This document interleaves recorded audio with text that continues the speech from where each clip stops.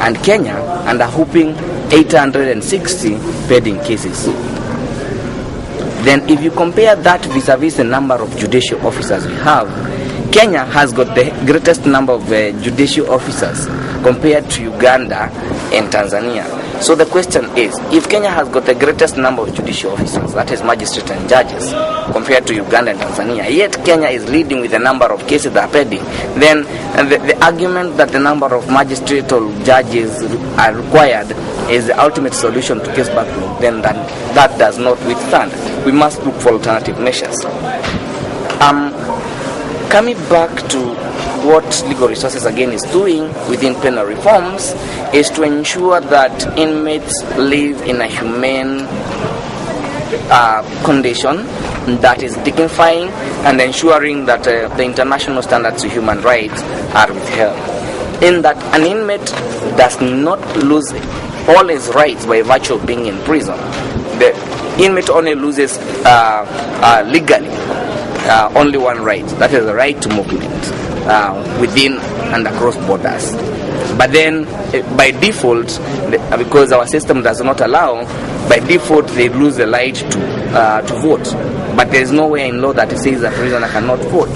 So in that, then the other rights should be held, and that's why we are in prison, to ensure that all the rights of prisoners are made held. And I must say that I'm impressed with the initiative by the prisons department, and like any other department, they're willing to change. The motivation is there. What they need is the support, and that's why they've called upon other stakeholders through their open door policy to ensure that happens. Currently, you can see the legal raid that is taking place right now. This is to ensure that the inmates who are here, especially remand prisoners, understand the criminal trial process, because every Kenyan has got right to legal representation where they have a matter in court. But many Kenyans cannot afford to have that legal representation. Where that lacks, Legal Resources Foundation is educating people to understand the criminal trial process, so that once they get to trial, they know this is the time when you do cross-examination, this is the time for mitigation, this is the time for your defense, and this is how sentencing is conducted. For us, is to ensure you learn the law so that you can process the case faster. Either you get convicted first, or if you're innocent, to get out of the system first, to ensure that the efficiency of the judiciary takes place. And then secondly, you also realize that there are inmates who have been forgotten in the prison or in the system. A case study, you find that sometimes you'd find psychiatric cases that are within the judicial system, but they're held in the remand situation. They're still standing trial, yet no judicial officer recognized that they are psychiatric cases. For example, today we were able to come across a lady in Lodwar prison who is psychiatric nature, is not fit in an assessment, is not fit to stand trial, yet the lady is still appearing before the court. For us, that is a gross violation of her rights, because one, the law provides that anybody who is not fit trial because by a psychiatric nature or the psychic nature should not stand trial. First, what they should be able to get is medical treatment.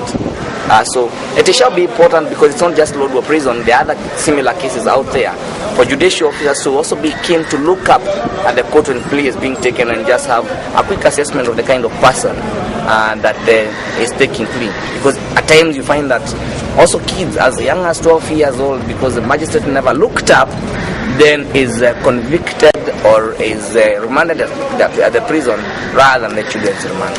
Legal Aid Day is a very important activity in the prison setup, because this is a day that prisoners get an opportunity to be sensitized or either be equipped with legal information or legal knowledge on how to be able to represent themselves in court, how to be able to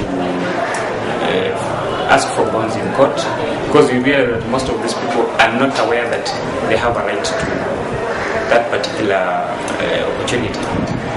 And it is in this case that we incorporated ourselves with the Legal Resource Foundation for the purpose of facilitating effective access to justice to the prisoners. This was prompted by the fact that the prison population was growing up, and we realized that most of these people, actually, some of them didn't commit the offenses, but due to other circumstantial situations, they find themselves in prison. So we thought it wise to make them be able to have the knowledge to challenge whatever they are being accused of. And this is the reason why I had to invite the Legal Resource Foundation for this particular important day, at least for the prisoners to be able to lay out their cases to them, and then they'll get some legal advice, they'll get some legal directions that will assist them in facilitating or maybe in the due process of their cases. Yeah, the Lodwar GK prison's capacity is supposed to be 112, but right now I'm talking of having almost 300 prisoners. So that one tells that I'm almost 3 times the population that I'm supposed to be having here. It is in view of the same that we thought it wise to see what measures can we put in place to decongest the prison so that we can have a manageable and a minimal number. I expect after this particular day, the prisoners will have the knowledge of even how to apply for bonds in the court so that they can be released out on bond. They do their cases while out. This congestion has also been brought by the fact that there's some delay in administration or quick dispensation of justice. So they can be able to challenge some issues in court so that their cases can be fastened a bit. In the same case, for those ones who have been convicted, some of them were not even aware that they can make an appeal. So they'll also get the opportunity to be equipped with the knowledge of making an appeal, and then after that they can be able to see to it how the same can be reviewed with a view to making them come out of this place. Other than the same, we also want the prisoners to understand their due rights as individuals, because access to justice is a very important component in the human rights aspect. Because when you don't access justice to somebody, you are violating his human rights. So they go hand in hand together. At least somebody will be able to appreciate himself as having been considered in that aspect. Handicapped prisoners, we treat them as